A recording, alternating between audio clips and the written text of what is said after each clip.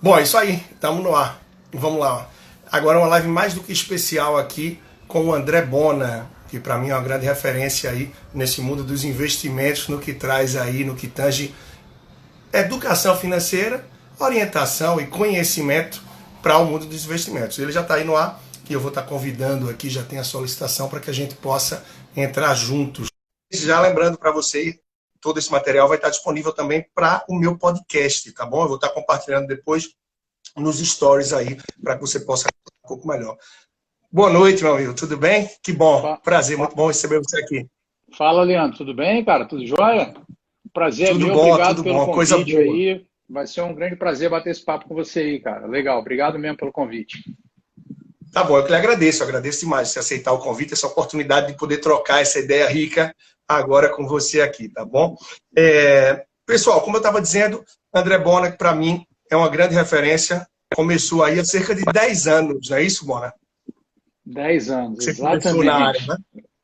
Eu lembro que eu Exatamente. comecei a acompanhar um pouco do teu conteúdo, eu acho que por volta de 2012, eu não sei ainda, que foi a primeira vez que eu vi. E por isso que eu Aham. digo que hoje é uma referência grande para o que é investimentos. Eu comecei a investir por volta de 2009, foi quando comprei ali os primeiros títulos do Tesouro Direto. Investi, eu digo, fora dos grandes bancos, né? Sim. E aí, quando eu comecei a conhecer um pouco do teu conteúdo, do material, para mim foi muito esclarecedor. Então, a oportunidade de hoje, você está orientando aqui muita gente também, vai ser arretada. E se apresenta um pouco aí. Eu acho que boa parte das pessoas devem lhe conhecer. Para quem não conhece, é uma oportunidade de falar um pouco mais do teu trabalho também.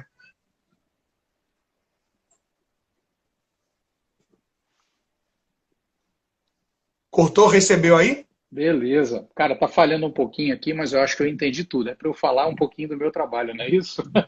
Isso, só você se apresentar, acho que boa parte É, já cortou, conhece mas eu aí, recebi. mas só para você se apresentar. Então, é isso aí, cara. A gente tá. Meu nome é André Bona, né? Eu faço conteúdo sobre educação financeira na internet desde 2010. Exatamente, são 10 anos aí. É, inicialmente com um site, né, com um blog, e existe até hoje, andrebona.com.br. A gente continua abastecendo, colocando artigos diariamente ali, normalmente todos os dias úteis, um artigo novo pelo menos. É, e acho que em 2013, foi mais ou menos por aí, que eu comecei o canal no YouTube. Né? Demorou um pouquinho, porque antes não tinha muita referência, você não tinha algumas poucas pessoas que faziam, então era uma coisa muito que você tinha que ir tateando para entender o que, que ia acontecer. Né? Então, venho fazendo conteúdo na internet esse tempo todo, trabalhei no mercado financeiro, entrei como para trabalhar no mercado financeiro em 2009, tá? Como agente autônomo de investimentos, e assim fiquei até o final de 2017. E aí, em 2018, fui me dedicar 100% à educação financeira. Esse trabalho de educação financeira já é feito há bastante tempo, mas era uma coisa meio part-time, assim, né? Desde então é full-time. O que eu respiro o tempo todo é conteúdo. E aí tem os meus parceiros de conteúdo, como a BTG, a Exame, do aula na PUC, né? Então, são instituições aí que a gente trabalha em conjunto produzindo conteúdo, além de grandes amigos que a gente vai fazendo, como você, por exemplo, e vai participando e compartilhando nas lives e tudo, e aparecendo aqui e ali. E o importante é a gente difundir a informação, o conteúdo financeiro. Eu acho que isso é o mais importante de tudo. E todo mundo é bem-vindo para ajudar nessa tarefa aí. Eu acho que, na verdade, a gente é parte de um exército, eu costumo dizer, Bona, Exatamente. no Brasil, de tanta gente que precisa, a demanda é tão grande que eu acho que quem dedica tempo, e nós que conseguimos também com o tempo, se dedicar para a educação, para o planejamento financeiro, esse mundo da reestruturação, de investimentos, e para quem consegue se realizar com isso e contribuir com os outros é fantástico. E ainda mais para quem É. consegue também hoje viver disso, não é? Viver de Uhum. contribuir, viver dedicando tempo com aquilo que faz os olhos realmente brilhar, né? E eu fico muito feliz até quando vejo também que você está junto com o Serbasi lá no projeto com o BTG É. Pactual. Para mim são duas grandes referências, né? Serbasi no que tange aí planejamento, educação financeira, na parte mais do planejamento em si e de investimento, você que foi uma fonte que eu sempre bebi, que até hoje consumo muito, sempre aproveito para dúvidas ou algumas questões e por pontos diversos, né? Eu acho que a autenticidade sempre é um cara que eu vi com muita autenticidade, muito autêntico, se posiciona de uma forma diferente do que a gente costuma ver aí da manada, o ceticismo também no que tem, a forma de ver. Então, para Sim. mim, é o que eu venho pregando aí desde que fui divulgando pontualmente essa nossa oportunidade, essa nossa live de hoje. Então, é um prazer, uma satisfação grande poder estar aqui com você, né? E é uma pessoa que trabalha muito pensando no longo prazo também, né? Eu vejo que os investimentos, exatamente. o que você faz, o que atua, pensando muito nisso também, né? É, Bom, já é tanto, uma coisa... tanto nos investimentos quanto na própria produção de conteúdo, né? Quando você tem uma veia educadora, você sempre está olhando o que as consequências de um conteúdo podem gerar. Então você sempre tem que pensar em longo prazo também e pensar que as pessoas que estão recebendo esse conteúdo, aquilo pode fazer diferença na vida delas e elas podem passar a tomar decisões baseado naquilo. Então você tem que ter um nível de seriedade e comprometimento com quem está recebendo o conteúdo que não pode morrer no próximo alta ou baixa da bolsa, por exemplo, né? É verdade, sem dúvidas. É pensar isso do longo prazo no sentido de orientação, como você falou também, né? E a gente vive aí um momento em que muita gente está entrando na bolsa, sobretudo, o pessoal que não é de plantar, né? Que é resultado rápido, quer ganhar dinheiro fácil, de certa forma, porque a gente viu que nos últimos anos, até a gente pode dizer, a gente vem de uma fase onde a bolsa praticamente só variou para cima. Eu já vinha falando há bastante tempo. Quando ela começasse a variar para baixo, ou seja, dar cara à natureza do que realmente é a renda variável, ia dar uma chacoalhada boa na árvore para ficar quem realmente é do Tá, negócio. sim, Então, exatamente. tem muita gente confundindo aí a realidade das coisas e eu acho que essa fase que a gente vive, eu acho que contribui um pouco com isso também, né? Sem dúvida, sem dúvida. Essa fase contribui. Na verdade, se você pegar a história da evolução do número de CPFs na Bolsa, né, na Bolsa Brasileira, de 2000 para cá, a Bolsa até divulgou um estudo recente de 2011 ou 2000 uma coisa assim, mas se você olhar o número de 2000 para cá, 20 anos, você vai ver que longos ciclos de crescimento sempre foram relacionados com o acréscimo de CPF na Bolsa. Então, a gente sabe que todo o trabalho que a gente faz também contribui de alguma forma, né? Mas esse fato me chama a atenção, entendeu? O fato de que as altas trazem as pessoas me chama a atenção e me chama mais ainda a necessidade da responsabilidade da gente fazer um conteúdo muito, muito pé no chão para que as pessoas... O problema não é a pessoa, de repente, investir e perder, mas o problema é ela não saber o que ela está fazendo, né? Esse é o grande Perfeito. problema. Então, assim, Eu tentar tratar escrevo com a para máxima eu tenho consciência uma possível. coluna semanal.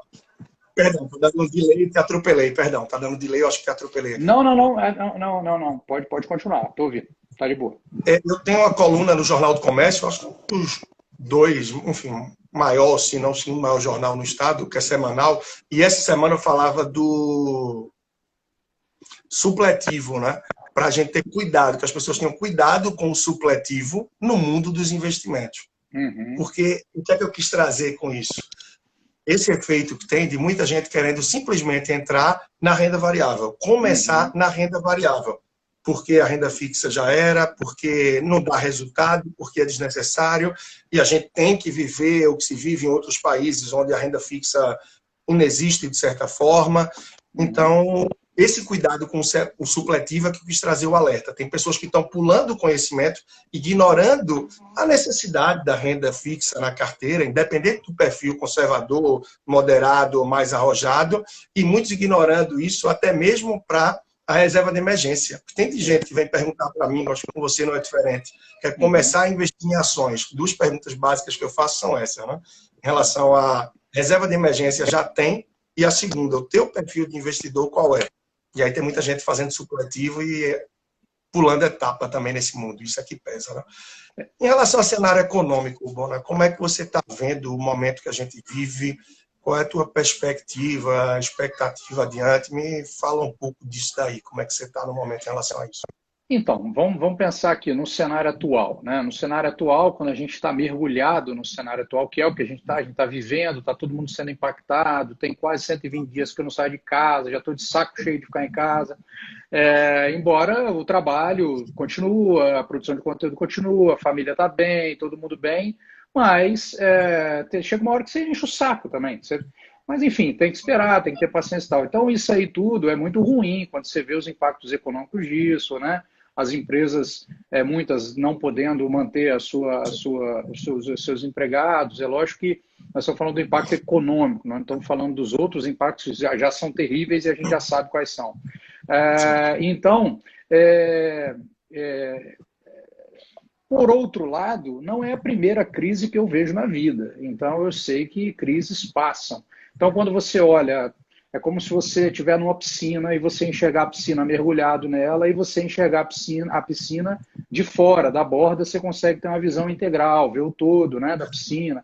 Então, quando você olha assim, você pode estar lá naquele lugar que você está sentindo que você está afogando, quando você não sabe que passando, dando 2 passos para o ladinho, é raso. Entende? Então, assim, eu acho que é muito importante a gente ter uma visão no investimento, né, nas decisões de finanças, que a gente sabe que essas coisas são transitórias e que a gente não pode tomar decisões que, nesses momentos transitórios, nos façam sair do jogo, nos façam perder dinheiro, tudo, nos façam ter que resgatar investimento sem necessidade, nos façam alavancar e perder tudo. Peguei empréstimo para investir, aí de repente agora está quebrado. Né? Por quê? Porque o dinheiro a gente tem que ter uma responsabilidade, porque isso vai significar em problema de qualidade de vida para a família, para quem tem filho, para mulher, filho, e etc. Tal. Então não é um jogo, né? Você não joga com a sua vida, com a vida das pessoas que dependem de você, que estão com você, que você ama, você não faz isso. Então, eu acho que o cenário, de momento, ele mostra o quão acertado é aquele tipo de coisa que estava ficando careta e que você mencionou aí, que é a reserva de emergência conservadora. Mas o juro está muito baixo. Sim, mas não interessa. Não interessa, né? Então, é esse tipo de coisa. Então, eu acho que o cenário, a gente tem que ter uma atenção, mas a gente tem que ser capaz de enxergar as coisas em longo prazo. O mundo não vai acabar. Acho que não acaba dessa vez agora. Acho que vai ter o dia seguinte, né? Acho que vai ter. Até porque se acabar também, dane-se. Então, sim, se acabar, acabou. Aí não adianta nada. Mas já que a gente tem que se preparar para, se não acabar, que é o que eu acho que vai acontecer, a gente tem que estar preparado tanto para aproveitar oportunidades, quanto para ter liquidez, conseguir honrar com os compromissos, passar pelo momento difícil, né? Tanto pessoalmente, quanto olhar os investimentos, refletir sobre as decisões que a gente vem tomando. Tem muitas pessoas também que estão com problemas financeiros nas finanças pessoais. Então é a hora de refletir sobre aquela questão, puxa, será que eu estrangulei muito meu orçamento? Será que não é melhor eu ter um custo fixo mais baixo e um custo variável com mais alto, de maneira que eu posso cortar e eliminar um monte de coisa quando é necessário, ter velocidade na implementação das mudanças? Eu acho que momentos críticos requerem, nas finanças principalmente, porque é da onde a gente tira o sustento, a possibilidade de movimentos rápidos. Então, isso só se faz mantendo custos baixos, né, custos fixos baixos, e os custos que não são fixos, podendo ser eliminados com velocidade em caso de restrições. Então, eu vejo isso do ponto de vista pessoal, né, do ponto de vista da nossa decisão. Agora, em termos de cenário mesmo, olhando macroeconomia, eu sou muito pouco impactado por cenário, no sentido de isso mudar a minha visão. Eu sempre tento desenvolver método de investir, de conduzir minhas finanças, sabendo que essas merdas acontecem, infelizmente. Passa um tempo, passa o outro, vem uma merda dessa para atrapalhar.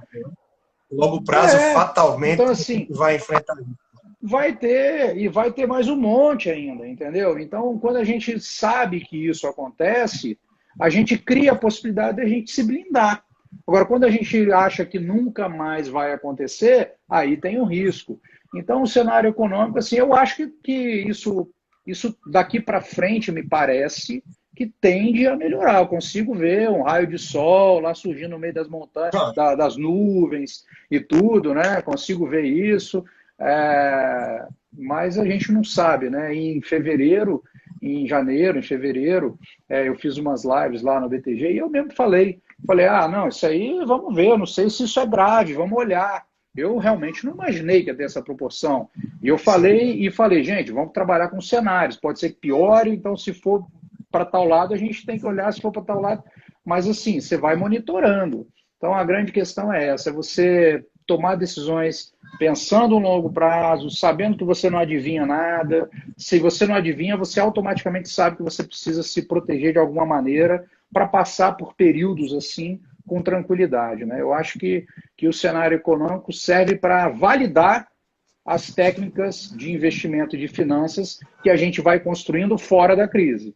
Eu acho que coloca tudo em teste.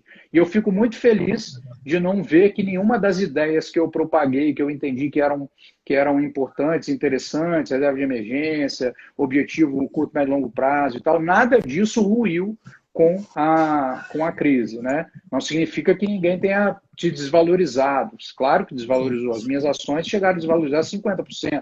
Mas é um dinheiro de longo prazo, então eu não tinha que sacar ele para tanto que já vem retomando, né? Abril, maio, junho, eu analisava hoje a carteira e via isso, que em março, principalmente, a queda foi brutal.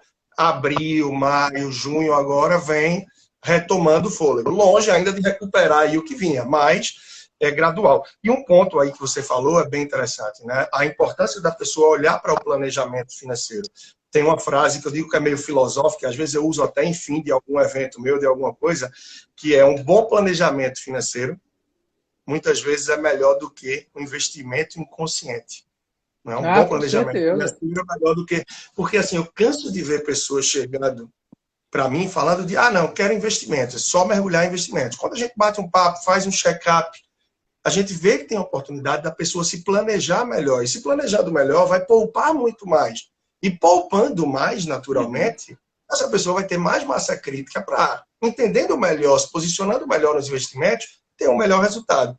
Então, eu ainda vejo muito isso no momento. É uma sede muito grande para investimentos, por rentabilidade, mas tem muita gente que está atropelando a etapa de um melhor planejamento. Isso dos que já gastam menos do que ganham, né? Afinal, a gente está falando aqui mais voltado para esse público que está com o olho nos investimentos, sabendo que tem mais de metade dos brasileiros aí que não estão nem aptos para começar a investir efetivamente, por gastarem mais do que ganham, né? E aí tem muita conversa, falando agora um pouco da taxa Selic, né? A gente vem aí de um 8º corte seguido, e a menor da história, não é novidade para ninguém, tudo isso, mas uma coisa que eu reluto há muito tempo, né? Eu não sei teu posicionamento, acho que já deu para entender um pouco pelo que eu conheço, mas o pessoal fala muito da morte da renda fixa, né? A renda fixa morreu, a renda fixa morreu. Eu queria ouvir um pouco de você e para o nosso pessoal que está passando aqui também sobre isso, né? Morreu mesmo a renda fixa? Será que é isso mesmo? Não, a renda fixa não morreu por vários motivos.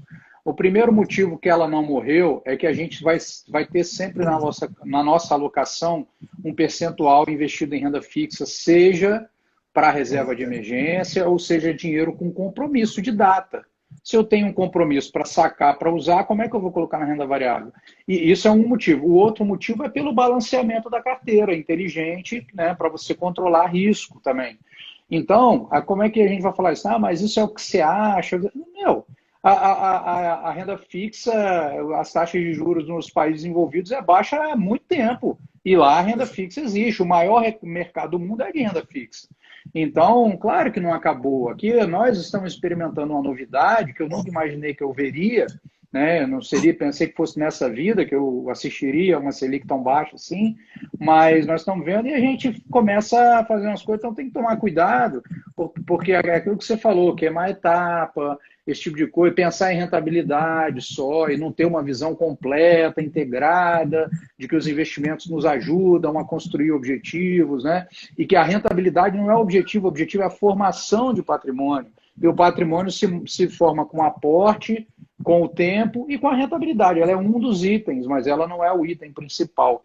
Então, a renda fixa não morreu, ela é importante na segurança, tanto dos objetivos e dos compromissos que você tenha, quanto na alocação final e mesmo nos países, nas economias onde ela já é baixa há muito tempo, ela continua existindo e tendo a sua importância. Então, eu acho que é isso aí. É uma coisa que eu prego muito. Absolutamente. Eu prego muito isso e no jornal também, domingo retrasado, saiu entre a opinião de várias pessoas falando um pouco de que a minha visão vai muito contra a corrente. Que diferente do que muitos falam, para mim está longe de morrer a renda fixa. Isso eu prego com toda a força. Primeiro porque a gente tem pouquíssimas pessoas na renda variável. Pouca gente apta a investir na renda variável, não só por perfil, mas por questão de conhecimento, e a falta de conhecimento vai gerar uma exposição que é desnecessária, que pode ser muito maléfica. por razões óbvias e diversas, né? E também porque você pode ir para a corretora que for, o assessor, consultor, mentor, não importa, financeiro, independente do seu perfil, conservador, moderado ou arrojado, você vai ter uma parte do seu portfólio na renda fixa. O que eu acho que falta, na verdade, é a humildade de muitas pessoas, até dos que estão começando a investir ou dos que investem de certa forma, em querer dedicar um pouco de tempo para entender melhor da renda fixa. Porque é importante entender dela para poder tirar dela os principais ativos aderentes ao seu planejamento e à sua necessidade. Afinal, a renda fixa vai muito além, como a gente sabe, de CDB, LCI, LCA e por aí vai. Exatamente. Mas morrer, eu acho que está, na verdade, bem longe, né? Com certeza, eu concordo com você, é isso mesmo. E acho também que eu até entendo que a gente pode pensar assim, né? Porque as coisas acabam ficando fora de contexto. Porque as pessoas falam, a renda fixa morreu, então o negócio agora é renda variável. Só que você tem que entender o contexto de quem faz uma afirmação. Às vezes a pessoa está fazendo uma afirmação única e exclusivamente para o capital de longo prazo. E aí ela não está querendo dizer que no curto prazo você não vai ter, que a reserva de emergência não vai ter, mas talvez ela esteja falando do capital de longo prazo. Mas quem ouve não está entendendo esse contexto. Então ela acha que agora ela deve tirar tudo do Tesouro Selic e colocar tudo na bolsa, e não é esse o movimento.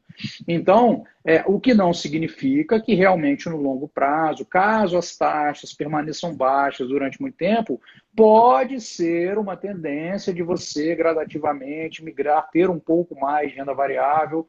Pode ser, isso aí eu entendo. Mas na parcela de longo prazo, sem comprometer a segurança, controlando o risco, controlando o perfil, considerando isso tudo. Aí pode ser, mas não que isso elimina a renda fixa da carteira, jamais. Isso não faz o menor sentido. Até porque se catar com calma, se você procurar com paciência e tal, ainda hoje se encontra alguns pré-fixados, por exemplo, na renda fixa, claro, voltada para o longo prazo, bem interessante. Eu conto muito a história dos que eu comprei ali pré-eleição em 2018, pegando a 15,35 e 15,8 CDBs, né, através de corretor, enfim, dos bancos tradicionais, aí, médio porte e tal, todo o perfil, 15,35 e 15,8. E recentemente eu tenho visto, acho que ainda hoje eu vi, não sei se foi a RDB, de 14,7. Então se procura direitinho, sabendo os riscos também do que você vai estar envolvendo. Claro. Ninguém quer conhecer o FGC, como você mesmo diz, né? Tem ali a rede de proteção que ninguém vai querer pular. Mas se está ali, dependendo do perfil do investidor, vai estar adepto, também vai estar apto a isso daí, né? Várias pessoas já falaram aqui que são conservadoras ou que não... Do que eu consegui ler por aqui, eu não tenho ainda conhecimento para entrar na bolsa, para sair da poupança e tal. Então, falando agora um pouco para esse público, depois a gente dá uma refinada mais também para quem tem um perfil mais moderado ou arrojado. Para quem é da renda fixa, nesse momento, na sua visão, o que é que pode ser mais interessante? Quais são os passos a dar para que procure ter uma rentabilidade um pouquinho melhor, já que no momento a gente sabe que rentabilidade e renda fixa também não estão andando muito juntos, né? Eu acho o seguinte, eu acho que aquele investidor que é um investidor de renda fixa, se ele fizer o simples dever de casa de fazer um planejamento financeiro, como você até mencionou no começo, ele já vai enxergar oportunidades. Porque o que acontece? Você pode falar assim, não, eu tenho renda fixa e coloco tudo na poupança. Aí agora eu troco tudo para o Tesouro Selic. Tudo bem, porque eu vi que todo mundo falou na internet, que tá, aí botei, Tesouro Selic.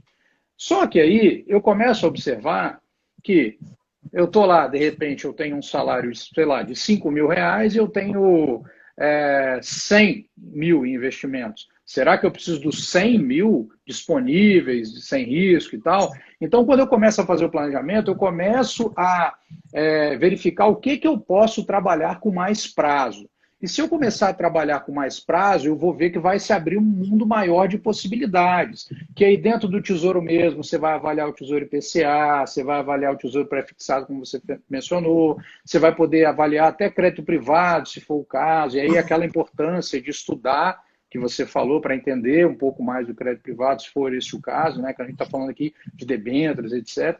Mas mesmo no Tesouro, se você vai abrir mão de liquidez num título um pouco de prazo que não tem carência. Então a primeira coisa é, eu posso abrir mão de liquidez Eu posso abrir mão em que parte do meu patrimônio? Então, se eu planejar isso em curto, médio e longo prazo, eu vou encontrar taxas que podem ser favoráveis no momento atual para o longo prazo. Porque se você olhar os juros, né? A gente olha os juros hoje, todo mundo fala, nossa, mas a Selic está baixa. É, legal. Só que vocês têm que saber que o mercado financeiro também fecha contratos longos. Então, nesses contratos longos, tem outras taxas. Então, se você pega os contratos de juros firmados para frente, você vai ver que as taxas deles são maiores do que as taxas atuais.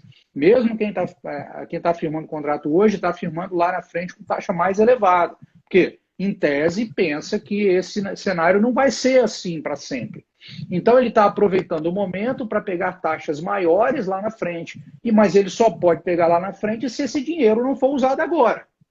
Então, o simples fato de você poder pegar o seu investimento e separar aquilo que você realmente precisa para o curto prazo, para suas necessidades, emergências e tal, aquilo que você pode trabalhar com 2, 3, 5 anos e aquilo que você pode olhar mais longe, pensando na aposentadoria, já vai te permitir uma maior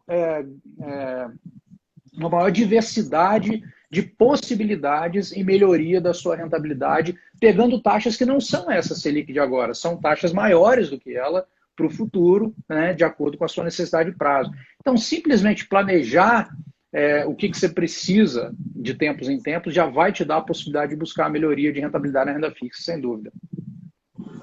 É verdade. E essa questão da queda da Selic é interessante, porque é uma pergunta que eu ouvi muito nos últimos, sei lá, posso dizer, 12 meses, né? É a Selic caindo e uma enxurrada de gente perguntando, eu estou com dinheiro no Tesouro Selic, o que é que eu faço? Até que um belo dia eu resolvi fazer um post e dizer, nada. Você não faz nada. É isso aí. Você está botando dinheiro no Tesouro Selic, você está preocupado com a oscilação, com a queda ou aumento da taxa, já tem alguma coisa que não está alinhada. Ou o teu conhecimento para você saber o propósito do Tesouro Selic, que não é rentabilidade, não é? O foco ali é você ter a liquidez. Então, independente disso, aí num momento como esse, o que é que você já viu também vários cenários, já passou por outras turbulências grandes, o que é que você percebe que termina sendo mais comum de erros e de atitudes do investidor iniciante, tá? E o que é que os mais experientes procuram fazer e se beneficiar nesse momento? Esse paradoxo aí. O iniciante ele fica muito desesperado nas notícias do dia a dia, né? Ele fica sendo consumido ele não consegue fazer uma distinção do que é informação e do que é ruído. Então, por exemplo, ele de manhã ele lê uma notícia, aí 10 horas ele lê outra, aí meio-dia ele lê outra, aí 2h30 ele lê outra, aí 5h30 ele lê outra, 5, 7, 9 da noite, e ele fica louco e não sabe o que fazer. Então, só que disso aí, se uma pessoa viajar e passar um dia na estrada dirigindo e não acompanhar nada, só ouvindo música, ela nem viu nada disso. Então, aquilo não teve relevância nenhuma e foi impactando no emocional. E aí é onde você tem os problemas comportamentais, de excesso de giro, começar a resgatar, achar que o mundo acabou, já amanhã o mundo virou o paraíso e tal. Você começa a ter giro na carteira por desespero, sem olhar para aquilo que é essencial no seu planejamento financeiro, esquece, abandona por que você fez aqueles investimentos. Normalmente a pessoa não tem método, então como ela não tem método, ela fica ao sabor das notícias e ela vai cair em todos os viéses cognitivos que a economia comportamental já mostra há décadas. Então ali ela vai errar, vai trocar investimento, vai girar, vai pagar imposto à toa, vai pagar taxa de transação à toa. Tudo isso porque aquilo ali parece que ela tem que ser levada a tomar decisão a cada minuto quando não precisa. Quando não precisa. Tem uma frase que eu acho que é do Buffett, eu não tenho certeza, que ele fala que investir é uma coisa tão excitante quando deveria ser uma coisa tão excitante quanto ver a grama crescer. Ver a grama crescer não é excitante. É um negócio monótono. Então você tem que deixar o tempo fazer o trabalho, você tem que arrumar mais dinheiro para ir guardando ali e deixar o tempo fazer o trabalho. Então eu acho que essa primeira coisa é a dificuldade em separar ruído e informação. O investidor mais experiente, ele já sabe que no meio da porradaria tem muito ruído. Então, o que ele vai fazer? Ele se afasta, ele tenta se afastar do ruído. Eu, por exemplo, neste momento atual, que pô, você tem muita confusão e questão política no meio, envolvimento, o que eu faço? Eu tento controlar o meu feed de informações. Se você entrar lá aqui no meu Instagram, você vai ver o que eu sei, o que eu sigo. Eu sigo minha família, eu sigo Fórmula 1, eu sigo NBA, eu sigo surf. Não tem nada de economia ali. Por quê? Porque não é o momento de eu olhar o dia a dia do mercado. O que é importante vai chegar até mim. Entende? Assim como o controle de mídias e tudo mais, essas coisas, eu tento abstrair para poder ter visões semanais daquilo que foi. Porque tem coisa que começa e morre no meio da semana mesmo, não tem fundamento. Então, para você não ficar impactado com isso, é você ter um bom filtro. O Taleb, acho que foi o Taleb mesmo que disse recentemente, não, foi o Taleb não. Acho que foi, não ter mapa é melhor do que ter o mapa errado. Não, não é essa frase, é uma frase que. Foi aquele. Acho que foi o Harari, aquele cara que. O Yuval Harari. Exatamente. Ele falou assim que hoje o grande lance é você saber o que ignorar de informação, o que você deve rejeitar, e não porque a informação hoje é avassaladora, então você fica soterrado no meio da informação.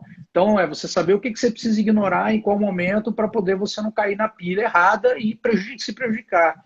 Então assim, quem hoje estuda os vieses cognitivos, lá pega o livrinho do Kahneman, ou do Thaler, né? O Misbehaving, o Rápido e Devagar, vai ver que a gente tem um monte de comportamento que já está tudo mapeado, que a gente é levado, induzido ao erro, achando que está tomando uma decisão boa. Então, quando você sabe que, eu vou errar, eu vou ter esse comportamento aqui, você já tem uma outra maneira de ver.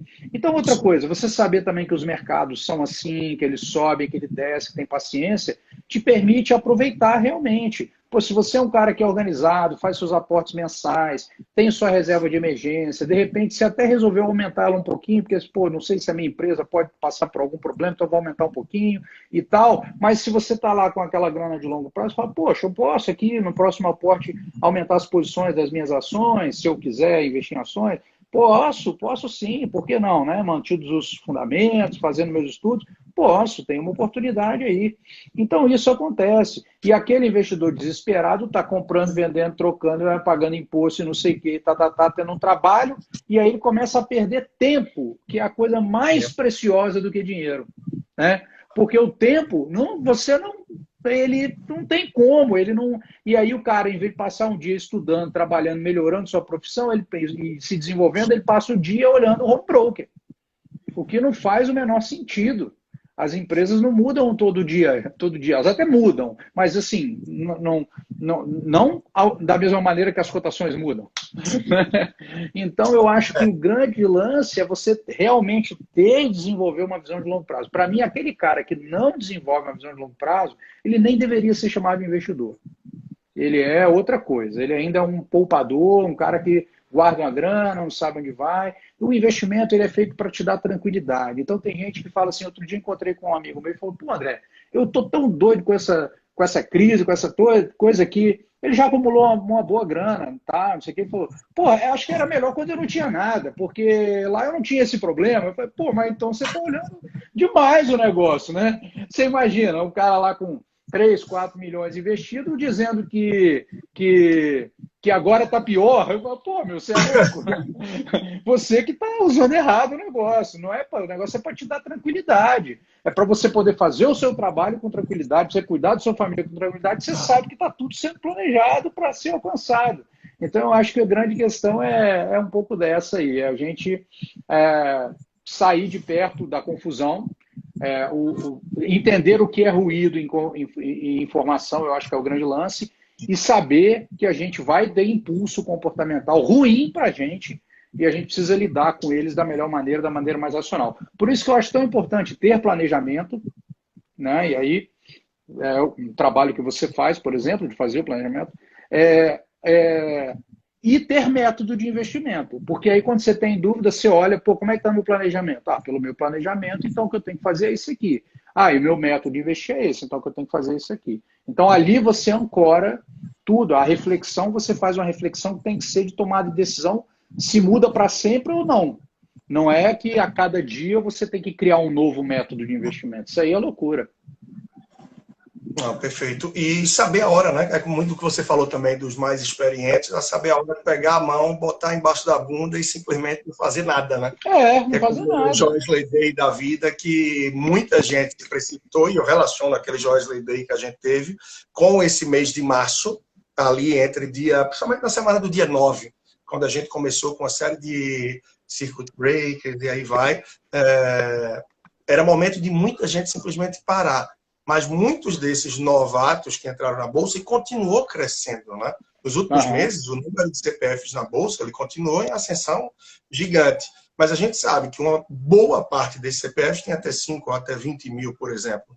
E é justamente as Uhum. pessoas que não se sentiram confortáveis em ver tamanha queda no mês de março, ou lá, 17 de maio, por ali, 2017, com a questão do Joesley, e nessa hora o pessoal termina fazendo as maiores movimentações e muitas outras pessoas, claro, mais experientes aí, podem se aproveitar, porque num momento como esse vai É, caindo, a gente não sabe onde é o fundo, nunca sabe o melhor momento de comprar, mas é o que a gente viu não. com o Bassa, aquele vídeo que ficou muito, rodou muito aí na internet dele, viralizou, né? Dizendo, jacaré está de boca aberta. E quem estava com caixa até onde estava, aproveitou. Né? É. Aproveitou. A gente teve boas oportunidades e bons momentos. E agora a gente já vê que está numa ascensão, ainda com a sua volatilidade, que é inerente, né? E que ainda vai ter muita oscilação, né? Porque a gente não sabe como é que vai parar e todo esse ruído de corona, tudo que acontece na política, a Bolsa brasileira, diferente da americana, por exemplo, se a gente for ver SP500, entre outras, a sensibilidade é muito maior, né? O que termina trazendo também mais oportunidade para Sem quem tem a dúvida. tranquilidade, caixa e a hora de entrar, né? Isso Eu termina acho que também isso que você sendo... falou tem uma coisa interessante que é o seguinte, que é assim, aquele investidor que olha todo dia como é que estão suas ações, como é que estão seus investimentos, ele não está vendo a rentabilidade, ele está vendo a volatilidade, né? A rentabilidade ele tem que medir em janelas maiores, ele não vai medir todo dia, isso não existe, né? Exato, sem dúvida. E é o que acontece muito, né? Até porque é impressionante a quantidade de pessoas que não estão no mercado, que não estão na renda variável, por exemplo, que acreditam que investir em ações, não tenho tempo para isso. A pessoa não fala nem de conhecimento. Muita gente fala de tempo, porque eu não tenho tempo de estar acompanhando para comprar e vender. A percepção de muita gente é que investir em ações é você ficar ali home broker comprando e vendendo todo dia. O pessoal não tem muito a visão que você É, está se associando a uma empresa e que é uma questão que não, vai estar não, sendo construída a longo prazo, a não ser que você vai estar entrando para day trade, swing trade, enfim, essas é. particularidades e possibilidades, né? Uma coisa até que eu ia lhe perguntar, você falou aí, sim, inclusive eu vi que você botou no seu perfil esses dias um livro que eu ainda não li, que ele não é tão novo, eu pensava que era, do Taleb, né? Mas que traz o resumo dele, que eu já li, mas depois eu quero ver o livro de fato, Iludidos pelo Acaso, né? Mais ou menos esse o E título, é que é legal. mais um da linha do Taleb, que é fantástico, né? Eu acho esse livro que ele é sensacional, porque ele fala muito do fator sorte no sucesso, né? E não apenas no sucesso dos investimentos, mas realmente, quando você observa, por exemplo, você pode ver, a gente pode, trazendo para o mercado financeiro, ver que nos últimos 4 anos a Bolsa subiu. E aí muita gente novato estava ganhando dinheiro e a pessoa não consegue perceber o quão por cento daquilo foi sorte ou quão por cento daquilo, quanto por cento daquilo foi algum tipo de Sim. qualidade, né, na análise de alguma coisa. Então isso aconteceu também de 2004 a 2008, normal, você comprava qualquer coisa e passava alguns dias vendia mais caro e achava que era um gênio. Então você tem o viés, você tem a autoconfiança, né? Então, o Taleb coloca umas questões nesse livro que eu acho fundamentais, essenciais. Algumas coisas legais, por exemplo, às vezes quando você conta uma história em retrospectiva, por isso até que às vezes eu não gosto muito de livro biográfico, assim, mas você pega, por exemplo, o cara é um sucesso na área tal.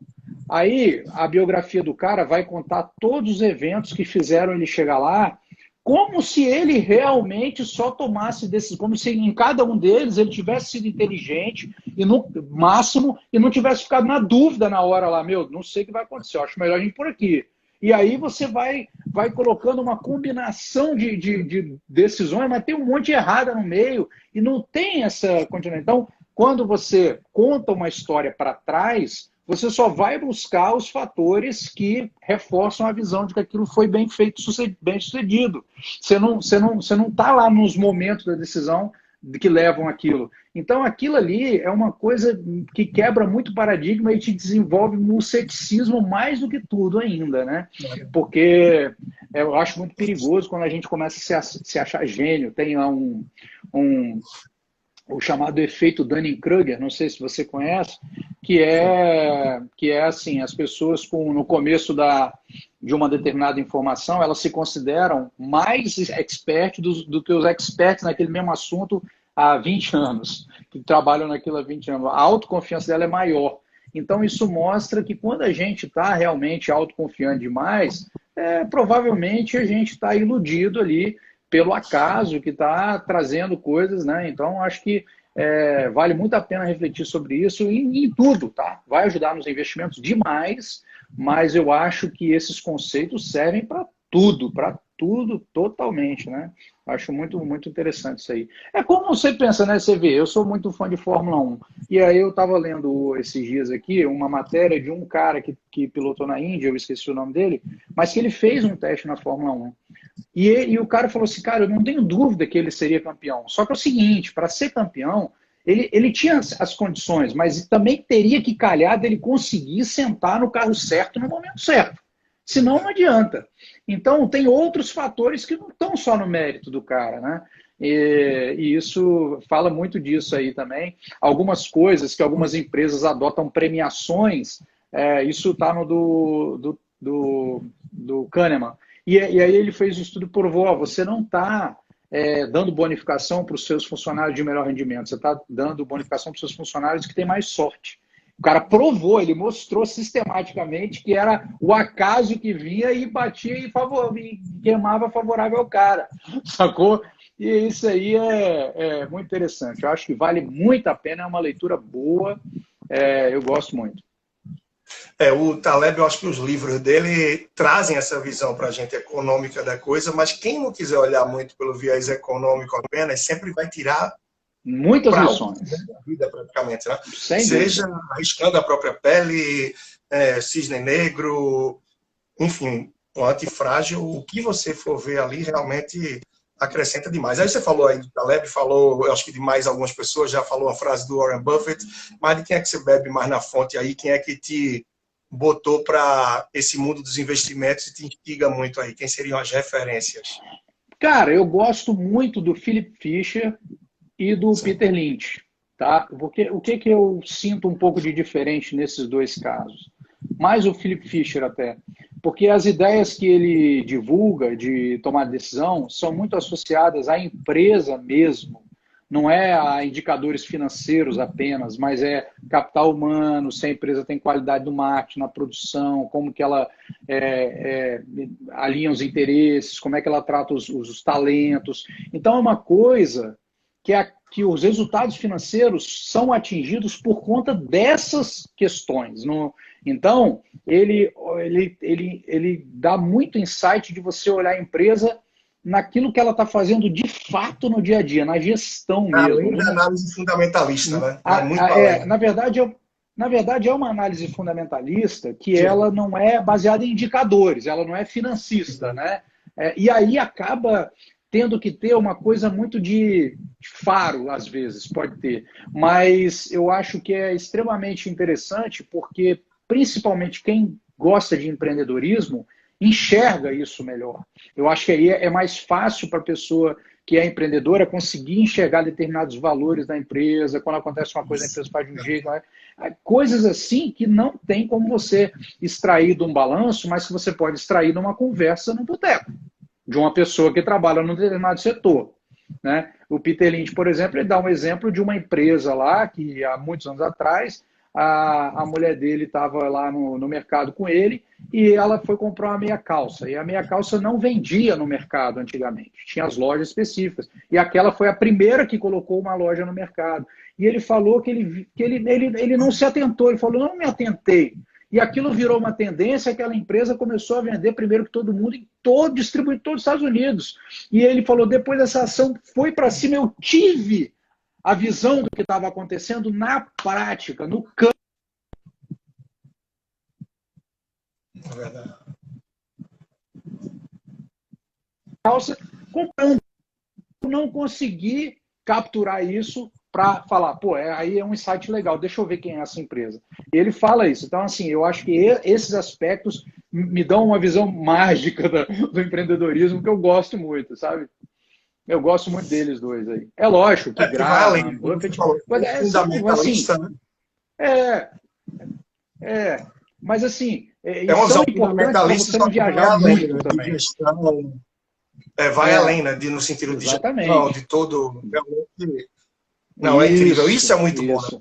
Eu já fiz curso, eu gosto da questão da análise técnica, mas eu acho que é muito bom quando a gente consegue ter essa percepção mais de uma análise fundamentalista, entender um pouco mais da empresa em si e nesse viés que você está trazendo, enfim, do que tem aí de seus mentores também. Uma coisa que eu ia te perguntar, a Ah, título de... só para eu concluir, Leandro, já que você tocou nesse assunto, por exemplo, uma coisa que eu faço, eu tento mesclar leituras que não são só de mercado financeiro. Então, eu leio coisas, mencionei coisa de mercado financeiro, mas eu leio coisa de gestão, leio coisa de negociação, leio coisa de nada a ver, historinha de ficção, leio tudo, porque isso dá uma visão mais abrangente e melhora, você se desenvolve.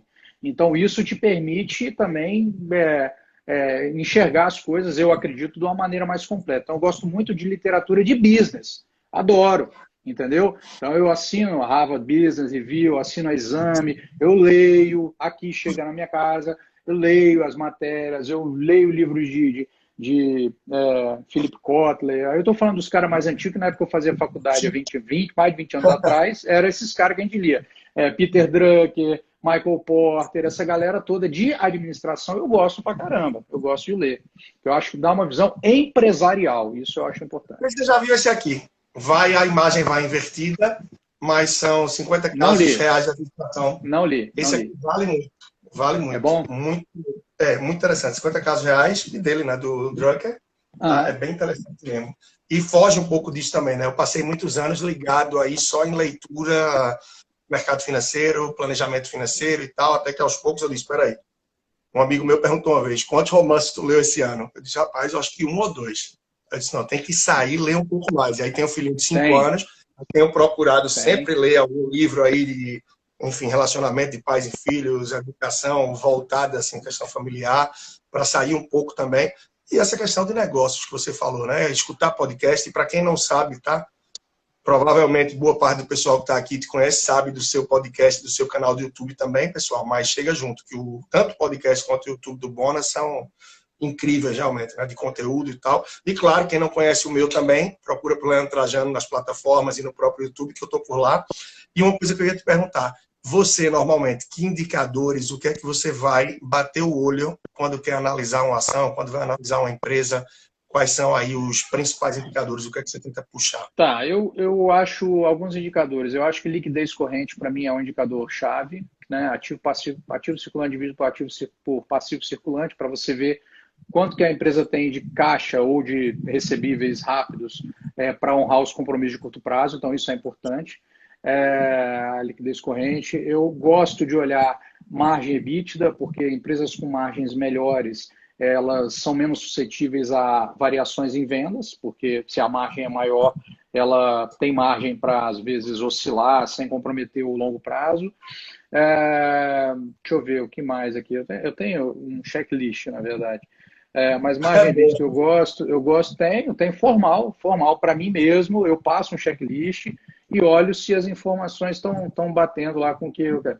Por exemplo, se tem receitas crescentes, eu olho, né, em 5 anos, em 10 anos, se tem lucros crescentes em 5 anos, 10 anos, como é que está o ROI e o ROIC, né? O ROI, né, o retorno sobre o patrimônio líquido, e o ROIC sobre o capital investido, tanto o dinheiro de sócio quanto o dinheiro de terceiros, né, a dívida, e a dívida também líquida pelo EBITDA, eu gosto desses indicadores. Aí tem o preço sobre lucro, que vira também um insight bom, e o preço sobre valor patrimonial. Mas, assim, nenhum deles é excludente, tá? Eu não tenho essa... Mas eu tento olhar essas informações para poder, de acordo com isso, aí eu quero me aprofundar mais na empresa e estudar mais. Então, eu uso os indicadores como filtros de exclusão, Porque como é que a gente vai fazer para estudar 600, 500 empresas? Não dá.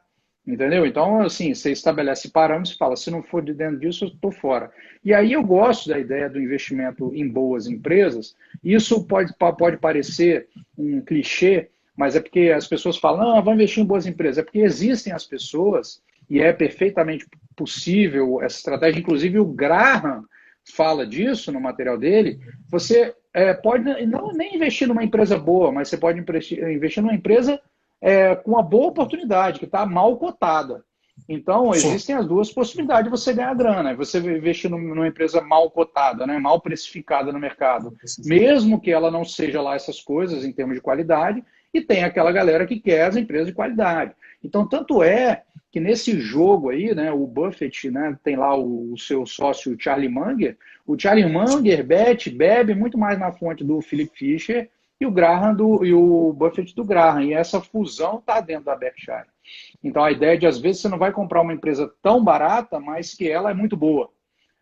E ao passo que, em contrapartida, você pode também ter uma estratégia de comprar empresas baratas, independente de serem boas ou ruins. Aí é uma outra coisa. E o bom e o ruim você tem que estabelecer. Cada um vai estabelecer também o que é bom e o que é ruim, né? Não existe o bom, ótimo, formal. Aí é o que você entende. Daí a importância dessas leituras todas aí, para poder ajudar a entender como é que tá. Isso aí é um processo que daqui a um ano eu já vou ter mexido mais alguma coisa. Mas eu gosto desses indicadores. Também evito evito IPO, tá? Evito IPO. Foi uma coisa que eu aprendi também a evitar por diversas razões, depois de experiências, de muita leitura, de entender por que grandes investidores terminam por evitar. Eu terminei absorvendo bem isso também e aderindo a ter essa. É um parâmetro de exclusão. Eu sei que eu vou perder bons negócios aí também, mas assim, por que se eu estou pensando numa estratégia de longo prazo, qual o problema eu esperar 5 anos para poder começar a olhar essa empresa? Eu não vejo problema nisso, entendeu? Longo prazo.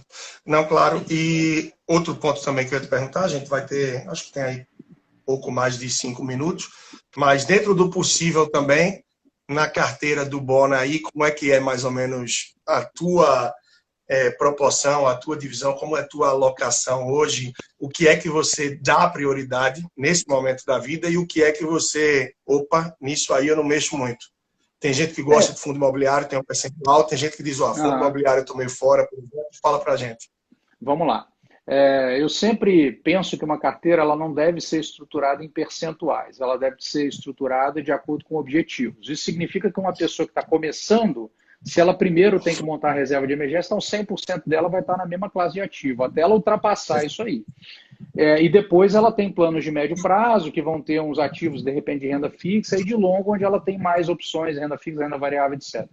Então, eu aloco dessa maneira, tá?